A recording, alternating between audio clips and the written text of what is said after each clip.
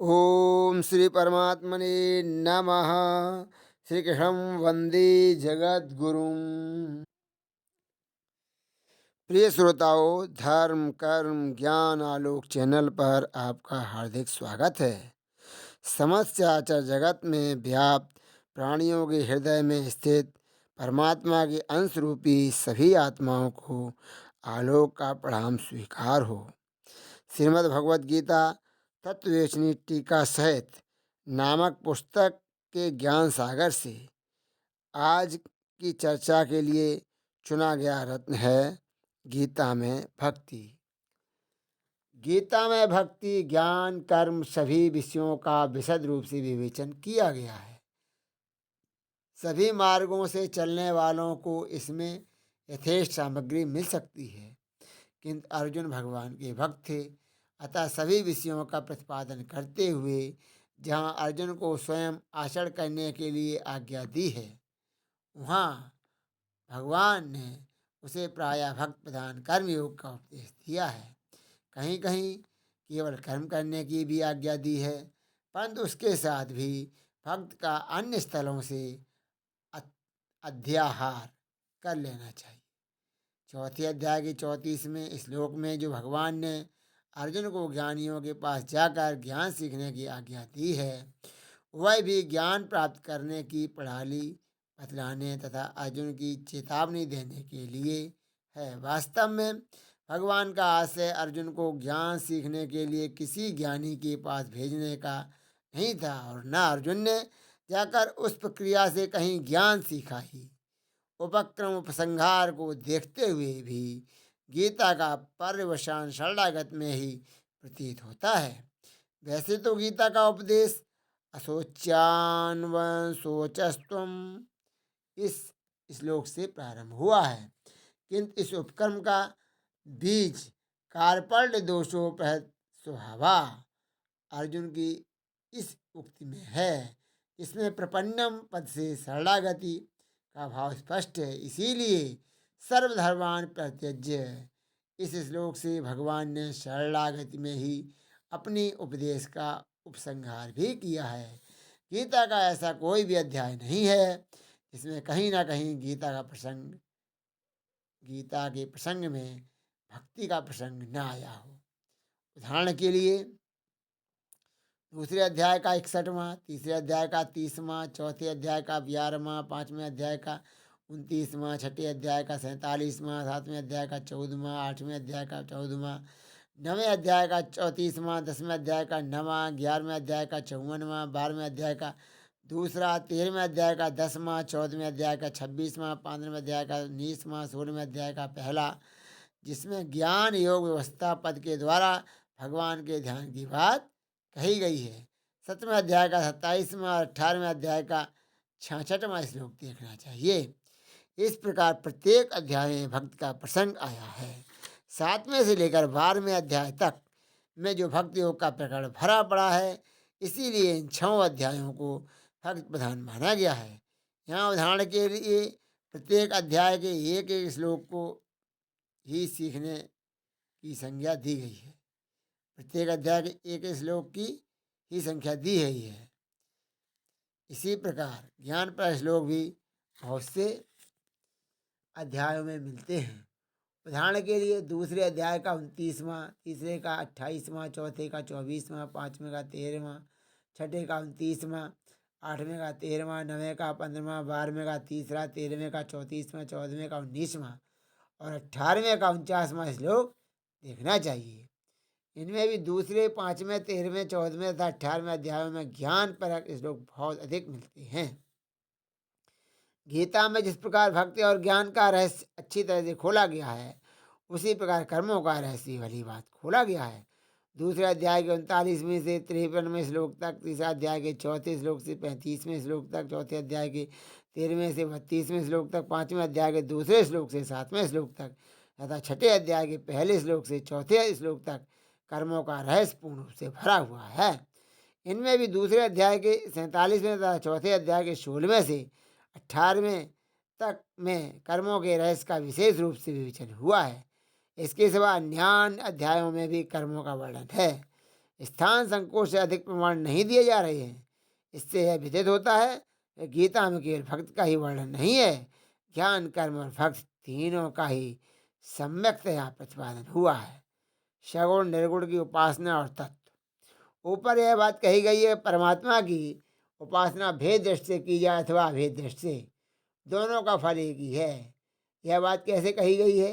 क्योंकि भेदोपासक को तो भगवान साकार रूप से दर्शन देते हैं और इस शरीर को छोड़ने के बाद वह उन्हीं के परम धाम को जाता है और अभेदोपासक रूप में ब्रह्मरूप हो जाता है, वह कहीं आता जाता नहीं है। इसका उत्तर यह है कि ऊपर जो बात कही गई है वह ठीक है और प्रश्नकर्ता ने जो बात कही है वह भी ठीक है। दोनों का समन्वय कैसे है, अब इसी पर विचार किया जाता है। साधन काल में साधक जिस प्रकार के भाव और श्रद्धा से भावित होकर परमात्मा की उपासना करता है, उसको उसी भाव के अनुसार परमात्मा की प्राप्ति होती है। जो अभेद रूप से अर्थात अपने को परमात्मा से अभिन्न मानकर परमात्मा की उपासना करते हैं, उन्हें अभेद रूप से परमात्मा की प्राप्ति होती है, और जो भेद रूप से उन्हें भजते हैं, उन्हें भेद रूप से ही वे दर्शन देते हैं। साधक के निश्चयानुसार परमात्मा भिन्न भिन्न रूप से सब लोगों को मिलते हैं। भेदोपासना तथा अभेदोपासना दोनों ही उपासनाएं भगवान की उपासना है, क्योंकि परमात्मा सगुण निर्गुण साकार निराकार व्यक्त अव्यक्त सभी कुछ हैं।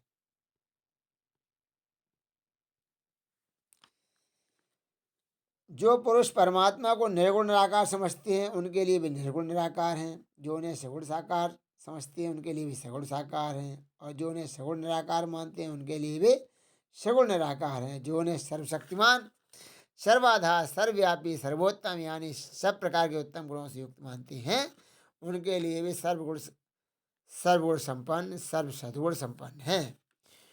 जो पुरुष उन्हें सर्वरूप मानते हैं उनके लिए भी सर्वरूप हैं। जो उन्हें सगुण साकार मानते हैं उनके लिए वे सगुण साकार रूप में प्रकट होते हैं। ऐसा कि रामचरितमानस में भी कहा गया है, जाकी रही भावना जैसी प्रभु मूरत देखी तिन तैसी। ऊपर जो बात कही गई है वह तो ठीक है, परंतु इससे प्रश्नकर्ता की मूल शंका का समाधान नहीं हुआ है, वह ज्यों की त्यों बनी हुई है। शंका तो यही थी कि जब भगवान सबको अलग अलग रूप में मिलते हैं तब फल में एकता कहाँ हुई। इसका उत्तर यह है कि प्रथम परमात्मा साधक को उसके भाव के अनुसार ही मिलते हैं।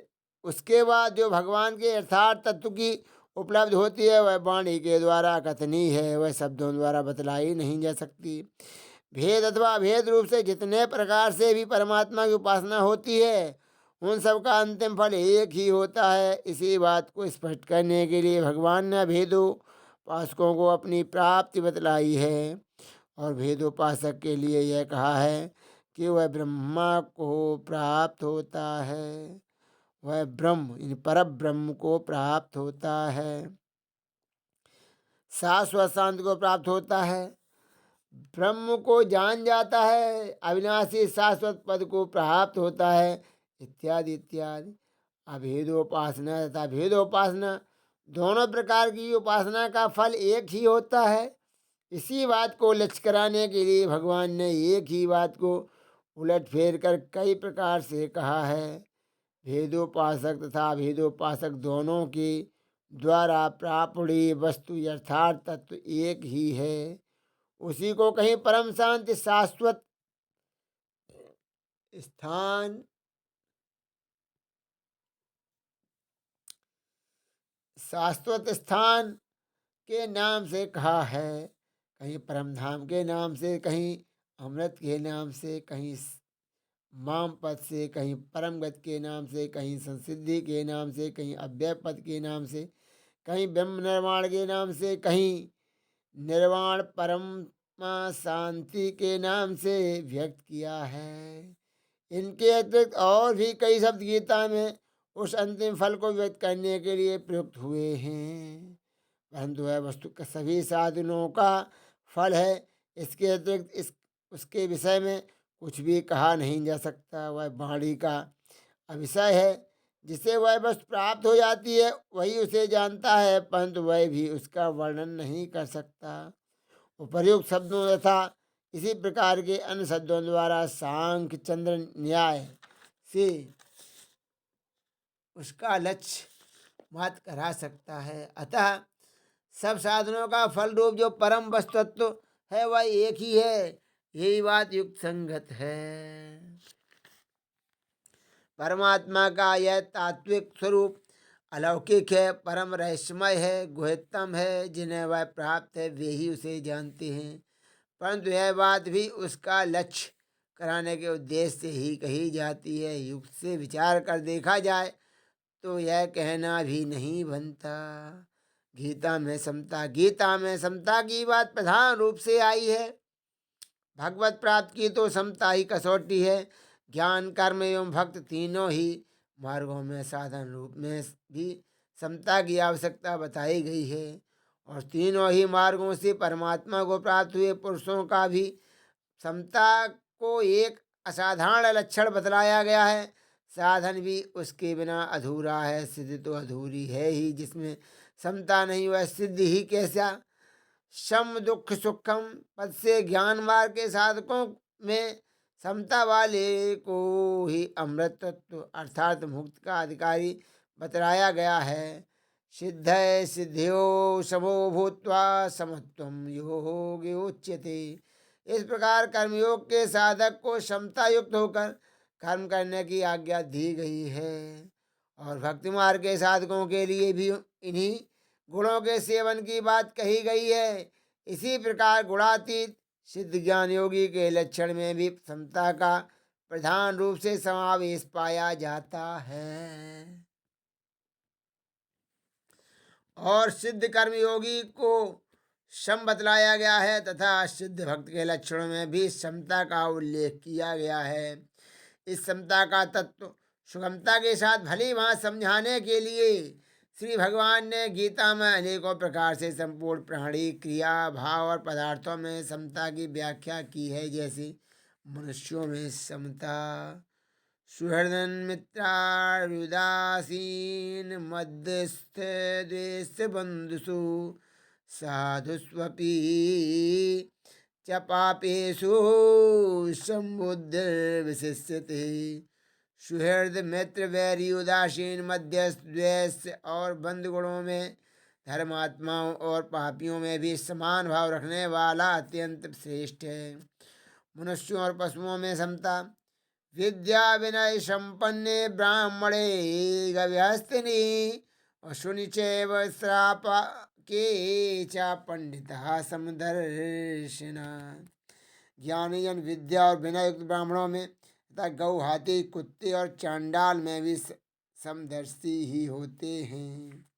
संपूर्ण जीवों में समता, आत्मोपेन सर्वत्र समुपस्थिति हो अर्जुन। सुखम वा यदि वा दुखम सा योगी परमं मतः, सा योगी परमो मतः। हे अर्जुन, जोगी अपनी भांति संपूर्ण भूतों में सम देखता है और सुख अथवा दुख को भी सम देखता है, वह योगी परम श्रेष्ठ माना गया है। कहीं कहीं पर भगवान ने व्यक्ति क्रिया पदार्थ और भाव की समता का एक ही साथ वर्णन किया है। जैसे क्षमा स्वत्रौ च मित्रे च तथा मानापमानयो शीतोष्ण सुख दुखेषु समासंग विवर्जिता। जो शत्रु मित्र में और मान अपमान में सम है तथा सर्दी गर्मी और सुख दुख आदि द्वंद्वों में भी सम है और आसक्त से रहते हुए भक्त है। यहाँ शत्रु मित्र व्यक्ति के वाचक हैं, मान अपमान प्रकृत क्रिया है, शीत उष्ण पदार्थ हैं और सुख दुख भाव हैं। सम दुख सुखा स्वस्था समा समलोष्टा स्मकंचना तुल्य प्रिया प्रियो श्री तुल्य निंदात्म संस्तुति ही। जो निरंतर आत्मभाव में स्थित दुख सुख को समान समझने वाले, मिट्टी पत्थर और स्वर्ण में समान भाव वाला, ज्ञानी, प्रिय तथा अप्रिय को एक सा मानने वाला और अपनी निंदा स्तुति में भी समान भाव वाला है, वही गुणातीत है, इसमें भी दुख सुख भाव हैं। लोष्ट अस्म और कांचन पदार्थ हैं। निंदा स्तुति प्रकृत क्रिया और प्रिय अप्रिय वाणी भाव पदार्थ तथा क्रिया सभी के वाचक हैं।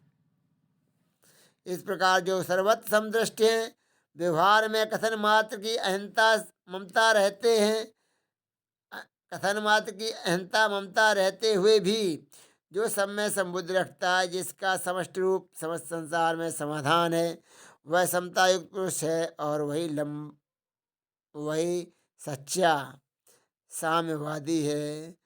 गीता के साम्यवाद और आजकल के कहे जाने वाले साम्यवाद में बड़ा अंतर है। आजकल का साम्यवाद ईश्वर विरोधी है और यह गीतोक्त साम्यवाद सर्वत्र ईश्वर को देखना है।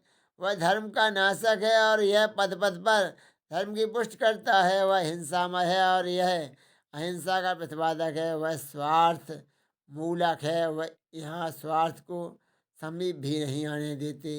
वह खान पान स्पर्श आदि में एकता रखकर आंतरिक भेदभाव रखता है।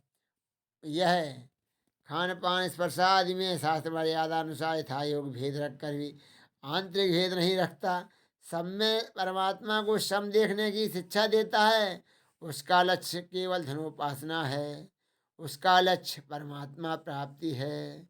उसमें अपने दल का अभिमान और दूसरों का अनादर, इसमें सर्वथा अभिमान शून्यता है और सारे जगत में परमात्मा को देखकर सबका सम्मान करना है। उसमें बाहरी व्यवहार की प्रधानता है, इसमें अंतःकरण के भाव की प्रधानता है। उसमें भौतिक सुख मुख्य है, इसमें आध्यात्मिक सुख मुख्य है। उसमें परधन और परमत से असहिष्णु हैं, इसमें सबका समान आदर। उसमें राग द्वेष है, इसमें राग द्वेष रहित व्यवहार है। एक में राग द्वेष है और एक में राग द्वेष रहित है। उपरोक्त वर्णन से स्पष्ट है कि श्रीमद् भगवद गीता केवल ज्ञान प्रधान ही नहीं है बल्कि भक्त प्रधान भी है। वास्तव में भगवान की भक्ति करने से पहले और बाद में भी आत्मबल में वृद्धि होती है। भगवान की भक्ति से ही शक्ति प्राप्त होती है। जय श्री कृष्ण। राधे राधे। ये प्रस्तुति अच्छी लगी हो तो चैनल को सब्सक्राइब करें, बेल आइकॉन अवश्य दबाएं। इसके साथ ही कमेंट लाइक शेयर अवश्य करें। धन्यवाद, बहुत बहुत धन्यवाद।